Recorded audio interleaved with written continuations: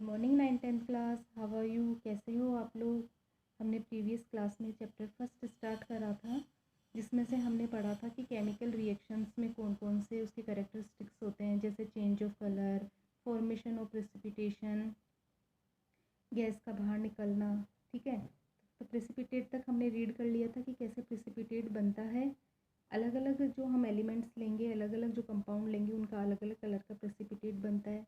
ऐसे ही energy change होती है रिएक्शंस के अंदर, जैसे कई रिएक्शंस होती है जिसमें एनर्जी बाहर निकलती है, कई में काम आती है, जैसे carbon plus oxygen, carbon dioxide plus heat plus light.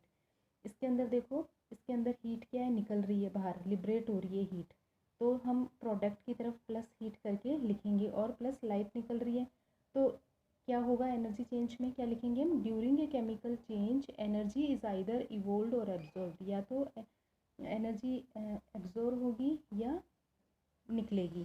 ठीक है, नेक्स्ट है, in this reaction heat and light are evolved, heat and light are evolved in the following reaction during the burning of candle, जैसे burning candle burning होती है उसमें भी heat liberate होती है। During the burning of LPG gas, इसमें भी heat liberate होती है। ऐसे कैल्शियम ऑक्साइड प्लस हाइड्रोजन को हम करेंगे तो कैल्शियम हाइड्रोक्साइड प्लस हीट, इसमें भी हीट लिबरेट हो रही है। क्यूक्लाइम मतलब चूना, चूना को जब हम पानी डालेंगे तो इसमें स्लैक्ट लाइम मतलब चूने का पानी बनेगा, कैल्शियम हाइड्रोक्साइड जिसे स्लैक्ट लाइम बोलते हैं। ठीक है, ऐसे ही calcium carbonate plus heat, calcium oxide plus carbon dioxide, इसमें क्या बनेगा, इसके अंदर भी क्या होगा, limestone is burn to obtain lime, in this reaction heat is absorbed, इसमें भी हीट एब्जॉर्ब होती है। अब है change in physical state, physical state में चेंज होना, जैसे in certain reaction the physical state of produce product is different from that of the reactants, जैसे फिजिकल स्टेट में चेंज होना, जैसे हमने रिएक्टेंट के रूप में हमें गैस ली और बन लिक्विड रहा है, तो इसमें देखो एग्जांपल में, when a mixture of hydrogen and oxygen is ignited with an electric spark at room temperature, liquid water is formed। देखो यहाँ पे हाइड्रोजन प्लस वाटर, ये दोनों रिएक्टेंट के रूप में गैस फॉर्म में है और इसमें वाटर लिक्विड फॉर्म में बन रहा है, तो मतलब फिजिकल स्टेट चेंज हो रही है। ठीक है, ऐसे नेक्स्ट एग्जांपल देखो, अमोनिया और हाइड्रोजन क्लोराइड गैस फॉर्म में ले रहे हैं हम, रूम टेम्परेचर पे रिएक्शन कराएंगे तो जो अमोनियम क्लोराइड बनेगा वो सॉलिड फॉर्म में बनेगा। यहाँ ब्रैकेट में लिखा हुआ है ये इसकी फिजिकल स्टेट है कि कौन से स्टेट में हमें होता है। अब हम नेक्स्ट देखते हैं केमिकल इक्वेशन। केमिकल इक्वेशन क्या होती है, ये सब रिएक्शंस जो लिखी हुई है, ये जिस फॉर्म में लिखी हुई है इसे केमिकल इक्वेशन बोलते हैं। During chemical reaction certain substance, जैसे रिएक्टेंट्स है, रिएक्ट टुगेदर टू फॉर्म सब न्यू सब्सटेंस प्रोडक्ट। पता ही तुम्हें केमिकल रिएक्शन में रिएक्टेंट रिएक्ट करके नए सब्सटेंस बनाते हैं जिसे प्रोडक्ट बोलते हैं। ए reaction is described in terms of the names the reactant and product, और रिएक्शन में हम रिएक्टेंट प्रोडक्ट बोलते हैं। तो इस केमिकल इक्वेशन को हम कैसे लिखते हैं, एक तो वर्ड इक्वेशन में लिखते हैं और एक सिंबल इक्वेशन में लिखते हैं। वर्ड इक्वेशन में कैसे, जैसे हम डाइल्यूट सल्फ्यूरिक एसिड की जिंक सल्फेट से, जैसे हम zinc react with dilute sulphuric acid, zinc की किससे रिएक्ट करा रहे हैं हम, डाइल्यूट सल्फ्यूरिक एसिड से, तो जिंक सल्फेट और हाइड्रोजन गैस बन रही है। ठीक है, तो हम इसको कैसे लिखेंगे, किस फॉर्म में लिखेंगे, ऐसे zinc plus sulphuric acid, zinc sulphate plus hydrogen, ऐसे लिखेंगे। या तो हम वर्ड इक्वेशन में ऐसे लिख सकते हैं, या हम सिंबल की इक्वेशन में कैसे लिखेंगे, जिंक को कैसे लिखते हैं, Zn प्लस H2SO4, और जिंक सल्फेट बन रहा है तो ZnSO4 प्लस हाइड्रोजन गैस निकल रही है। ठीक है, इसमें ये जिंक सॉलिड फॉर्म में लिया हुआ है, H2SO4 एक्वस फॉर्म में, एक्वस का मतलब कि H2SO4 को पानी में घोला हुआ है। ठीक है, और जिंक सल्फेट बन रहा है, और हाइड्रोजन गैस, गैस को हम एरो लगा के लिखते हैं। ठीक है, this is called a chemical reaction. A chemical equation consist of a chemical formula of the reactant and the chemical formula of the product. तो केमिकल इक्वेशन क्या होती है, एक केमिकल फॉर्मूला है रिएक्टेंट का और प्रोडक्ट का। ठीक है, तो ये आपको अच्छे से समझ में आ गया केमिकल इक्वेशंस क्या होती है। ठीक है, अब हम देखेंगे steps for writing a chemical equation, chemical equation लिखने की स्टेप्स क्या होगी। तो स्टेप्स बिल्कुल सिंपल सी है, इसमें 7 स्टेप्स दी गई है कि कैसे लिखेंगे। देखो, फर्स्ट ऑफ ऑल तो हम सबसे पहले क्या लिखेंगे, write down the formula and symbol of the reactant. सबसे पहले लेफ्ट हैंड साइड में हम जो भी रिएक्टेंट्स ले रहे हैं उनको लिखेंगे, और एक या दो ले रहे हैं तो प्लस प्लस लगा के उन्हें लिखेंगे। ठीक है, फिर हम राइट हैंड साइड में जो प्रोडक्ट बन रहा है उसको लिखेंगे, फिर हम रिएक्टेंट और प्रोडक्ट के बीच में एरो लगा देंगे।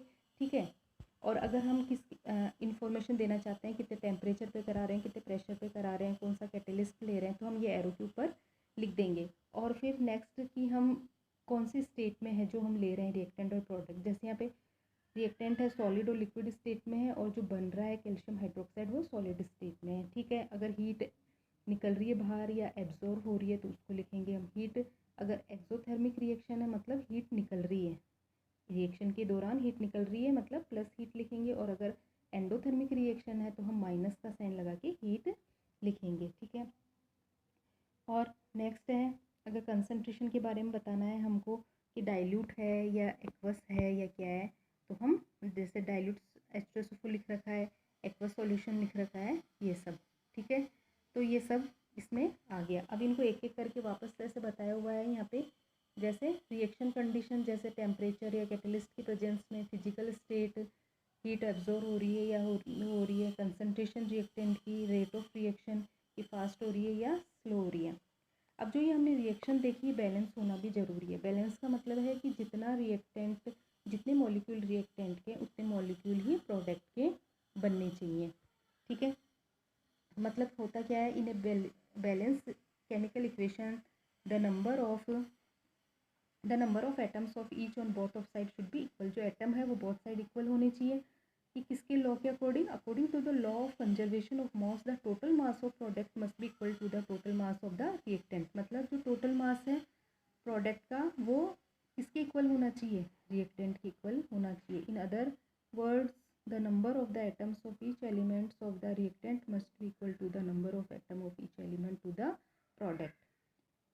आ गया समझ में? तो ये लॉ ऑफ कंजर्वेशन है।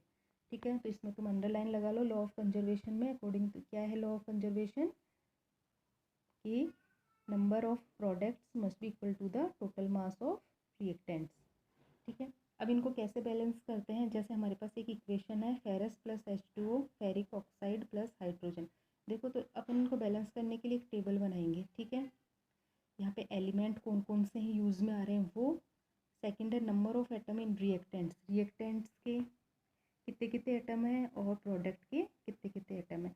तो LHS और RHS क्यों, एरो की इधर रिएक्टेंट्स इन LHS और रिएक्टेंट की उधर RHS। तो देखो यहाँ पे फेरस का 1 एटम है तो यहाँ पे 1 लिखा हुआ है। ठीक है, हाइड्रोजन की इधर 2 एटम है तो 2 लिखे हुए हैं। ऑक्सीजन का 1 एटम है तो 1 लिखा हुआ है। ऐसे ही RHS मतलब प्रोडक्ट साइड में फेरस के 2 एटम है, ये 2 लगा हुआ है नीचे, सॉरी 3 लगा हुआ है तो ये 3 एटम हो गए। ऑक्सीजन के 4 हैं तो 4 लिख लिया। हाइड्रोजन के 2 है तो हमने 2 लिख लिया। अब देखो ये बैलेंस है या नहीं है LHS और RHS की तरफ। दोनों तरफ देखो, यहाँ पे फेरस 1 है, यहाँ 3 है, यहाँ 2 है, यहाँ 2 है, यहाँ 1 है, यहाँ 4 है। तो हम बैलेंस करने के लिए सबसे पहले हाईएस्ट एटम वाले एलिमेंट्स को लेते हैं। देखो ऑक्सीजन, सबसे पहले हम ऑक्सीजन को लेते हैं। यहाँ पे 4 है और यहाँ पे 1 है। ठीक है, तो हम इसको बैलेंस करने के लिए क्या करेंगे, हम बैलेंस करने के लिए क्या करेंगे, यहाँ पे ऑक्सीजन 1 है और यहाँ पे 4 है तो हम यहाँ क्या करेंगे, 4 लिख देंगे। यहाँ पे 4 लिख देंगे। क्या लिख देंगे, 4 लिख देंगे। 4 ऑक्सीजन, मतलब इसको इससे 4 से मल्टीप्लाई कर देंगे तो मतलब ये 4 हो गई। अब ये देखो यहाँ पे 4 करते ही 4 2 जा 8, हाइड्रोजन कितने हो गए, 8 हो गए। हाइड्रोजन कितने हो गए, 8 हो गए। किधर LHS साइड हाइड्रोजन कितने हो गए, 8 हो गए। मतलब ये 8 हो गए, तो 8 हो गए तो इधर भी 8 करने पड़ेंगे, मतलब इधर भी हमें 4 से मल्टीप्लाई करना पड़ेगा। तो मतलब यहाँ पे भी हमें क्या लगाना पड़ेगा, 4 लगाना पड़ेगा। 4 2 जा 8, यहाँ पे भी हाइड्रोजन, मतलब ये दोनों चीज़ बैलेंस हो गई। अब हम देखते हैं फेरस आयरन को देखते हैं। यहाँ 1 है और यहाँ 3 है। ठीक है, मतलब यहाँ 3 है और यहाँ 1 है तो हम यहाँ पे भी क्या लगा देंगे, 3 लगा देंगे। ठीक है, तो अब देखो ये बैलेंस हुई नहीं हुई। देखो यहाँ पे 3 आयरन है, इधर 3 आयरन है, इधर 4 2 जा 8 हाइड्रोजन है, इधर भी 4 2 जा 8 हाइड्रोजन है, इधर 4 ऑक्सीजन है, इधर भी 4 ऑक्सीजन है। ठीक है, मतलब हमें फॉर्मूले में चेंज नहीं करना है।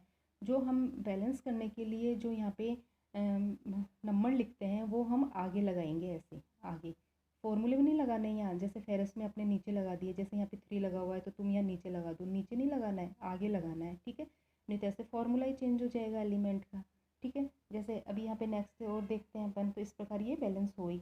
नेक्स्ट देते हैं zinc plus H2SO4 zinc sulphate plus hydrogen. इसमें देखो ये ऑलरेडी बैलेंस है, देखो यहाँ पे हाइड्रोजन 2 है, यहाँ पे भी हाइड्रोजन 2 है, यहाँ सल्फेट 1 है, यहाँ पे भी सल्फेट 1 है, यहाँ जिंक 1 है, यहाँ पे भी जिंक। देखो यहाँ पे टेबल बना के वापस लिखे हुए हैं, वो सारे बैलेंस है यहाँ पे पूरे, तो इसको बैलेंस करने की जरूरत नहीं है, ये ऑलरेडी बैलेंस है। और ये मैंने जो प्रोसेस बताया था बैलेंस करने का इक्वेशन का, जो ये तरीका बताया है मैंने, इसको क्या बोलते हैं हम, this method is called hit and trial method. ठीक है, देखो ये यहाँ पे एक एक स्टेप में ये कर करके ऐसे, जैसे मैंने बताया था पीछे, वो एक एक स्टेप में कर करके ऐसे लिखा हुआ है। ठीक है, वो सब चीज़ें ये इसे हिट एंड ट्रायल मेथड, तो एग्जाम में आ जाएगा हिट एंड ट्रायल मेथड लिखो, तो तुम एक एक स्टेप में एक एक को ऐसे बैलेंस करके लिखोगे। ठीक है, वही चीज़ है यहाँ पे, इधर देखो एक और, magnesium plus oxygen plus manganese oxide, magnesium plus oxygen plus magnesium oxide. तो यहाँ पे देखो हम पहले LHS वाले लिखेंगे, यहाँ पे मैग्नीशियम 1 है तो यहाँ 1 है, ऑक्सीजन 2 है तो 2 लिख दिया हमने, ऐसे मैग्नीशियम 1 है यहाँ पे तो 1 और ऑक्सीजन 1 है। तो देखो इसमें सबसे हाईएस्ट एलिमेंट वाला कौन सा एटम है, ऑक्सीजन है, 2 है, तो इसको बैलेंस करेंगे, मतलब यहाँ पे भी 2 करना है अपन को। तो यहाँ 2 करने के लिए यहाँ पे क्या लगा दूँगी मैं, यहाँ पे 2 लगा दूँगी इसके, लेकिन यहाँ 2 लगाते ही ये मैग्नीशियम भी 2 हो जाएगा, मतलब ये मेरा क्या हो गया, 2 हो गया, ये तो बैलेंस हो गया, ये तो बैलेंस हो गया, लेकिन ये भी क्या हो गया, 2 हो गया, तो इसको भी बैलेंस करना पड़ेगा लेफ्ट हैंड साइड वाले को, मतलब यहाँ पे भी क्या लगाना पड़ेगा मेरे को, 2 लगाना पड़ेगा। तो ये बैलेंस हो गई, देखो ये ऐसे ही बैलेंस करके इधर लिखा हुआ है स्टेप बाय स्टेप। ठीक है, ऐसे ही methane plus oxygen carbon dioxide plus H2, इसमें भी ऐसे ही करा हुआ है, ये खुद करके देखना। ठीक है, जैसे यहाँ पे 1, मतलब जितने एलिमेंट हैं उनको पहले सबको उतार लेते हैं और प्रोडक्ट में जो बनते हैं उनके एटम नंबर लिख लेते हैं। ठीक है, जो हाईएस्ट एटम नंबर वाला होता है उसको सबसे पहले बाहर निकालते हैं, उसको बैलेंस करते हैं। ठीक है, ये तरीके से हो गया। अब हम नेक्स्ट पढ़ते हैं types of chemical reaction. Types of chemical reaction मतलब कौन कौन सी रिएक्शन होती है, तुमने 8th क्लास में भी पढ़ा था, type of reaction, combination reaction, decomposition reaction, displacement, double displacement, oxidation and reduction reaction. तो इनको तुम खुद रीड करना पहले, क्योंकि इजीली समझ में आ जाएगी, क्योंकि ये पूरी तुम्हारे 8th क्लास में थी, वो की वही है, केवल सिर्फ एग्जाम्पल्स थोड़े ज़्यादा हैं इसके अंदर। तो आज की वीडियो में बस इतना ही, जितना मैंने कराया है उतना आप सुनना और ये बैलेंस करना तुम्हें सीखना है। तो ये यहाँ पे इक्वेशंस ले लेके तुम्हें बुक में से इनको बैलेंस करना है। Okay, thank you.